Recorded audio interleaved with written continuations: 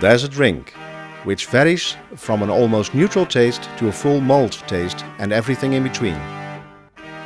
William of Orange took the drink to Britain when he was asked to be king. Here the English added lots of juniper tree berries to it and therefore became the English variation. This is the never-ending story of Jenever in the Netherlands.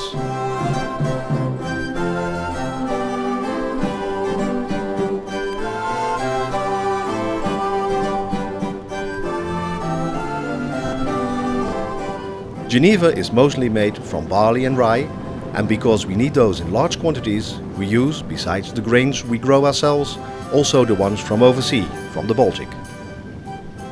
In these specially equipped sailing ships, we brought back barley and rye, the woods we needed for the distilleries, and one of the best juniper tree berries in the world.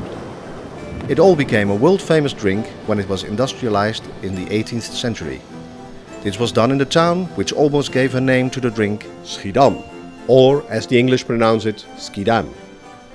This relative small town began to make Jenever in the beginning of the 16th century, but in large quantities during the 17th, 18th and 19th century, and became the biggest producer of spirits in the world. The remains of this illustrious past you can still witness today. As you walk down the canals, you can still imagine the barrels standing waiting to be shipped to the Far East or West. Welcome to Schiedam, the Jenever capital of the Netherlands. My name is Rob van Klaarwater and I'm going to tell you all about the spirits and how it is made.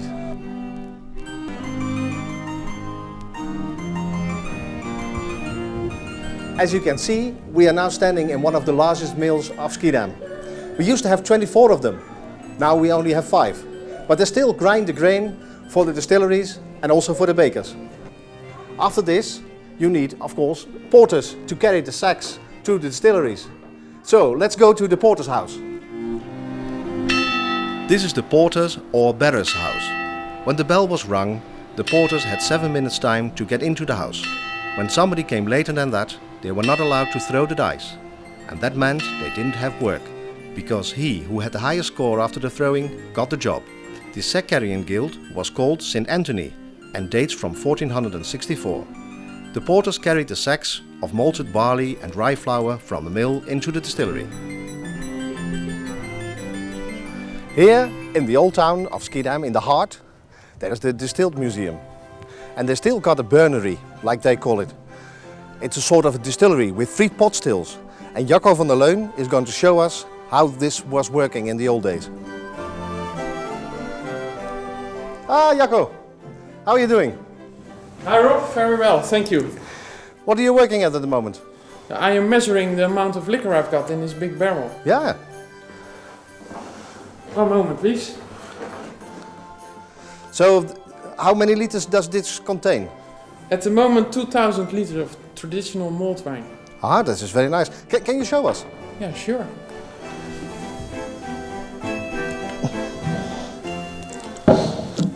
Oh, this is nice.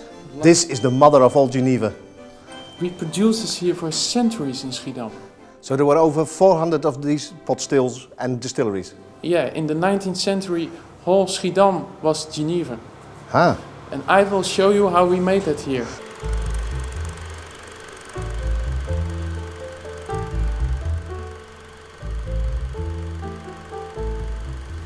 Every distillery in Schiedam had 3 pot stills, each one with its own purpose. They're all fired with coal, which makes it not only a very dirty but also a job where the distiller had to be very precise and attentive.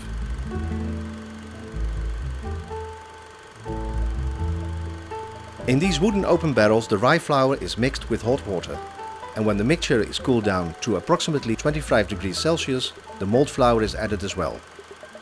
This batter, where we also put in some amount of yeast, is stirred or mixed for some time. Because of the enzymes, the wonder starts. After a few days, the batter already contains approximately 6% alcohol and some carbon dioxide. But we are only interested in the alcohol, and therefore we are now going to distill the alcohol out of the mix by heating up the batter in these beautiful old. Distillation is none other than increasing the temperature of a liquid until its various components, each at its own temperature, evaporates. We are off to start the process of distillation. By way of this overflow system, the liquid, which now contains 12% alcohol, now flows into a ground barrel. After the second distillation, we have an alcohol percentage of 24%, and after the third one, we finally made our malt wine, which contains 48% alcohol. This malt wine is now put in these oak barrels to be taken to the final distillery, when we distill it again, but not after we added juniper tree berries and all kinds of herbs, berries, roots, spices, nuts and fruits.